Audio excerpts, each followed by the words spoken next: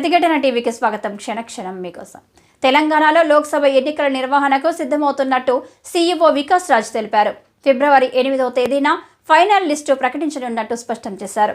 ఇదే సమయంలో ఓటు హక్కు వినియోగించుకోవడం మన అందరి బాధ్యత అని కామెంట్స్ చేశారు. ఈరోజు హైదరాబాద్లోని జేఎన్టీయూ నేషనల్ ఓటర్స్ డే సందర్భంగా సెలబ్రేషన్స్ జరిగాయి. ఈ కార్యక్రమంలో తెలంగాణ గవర్నర్ తమిళిసై సౌందరరాజన్, రాష్ట్ర ఎన్నికల అధికార Parthasarathi, GHMC commissioner Ronald Ross తదితరులు పాల్గొన్నారు. ఈ సందర్భంగా వికాస్ రాజ్ మాట్లాడుతూ, జనరల్ ఎలక్షన్స్ ప్రశాంతంగా జరిపాం. మొదటిసారి హోమ్ ఓటింగ్ విజయవంతంగా నిర్వహించామని, ఇప్పుడు లోక్సభ ఎన్నికలకు సిద్ధమవుతున్నామని, ఇందులో కూడా విజయం సాధిస్తామని, ఓటు హక్కును వినియోగించుకోవడం మనందరి బాధ్యత అన్నారు.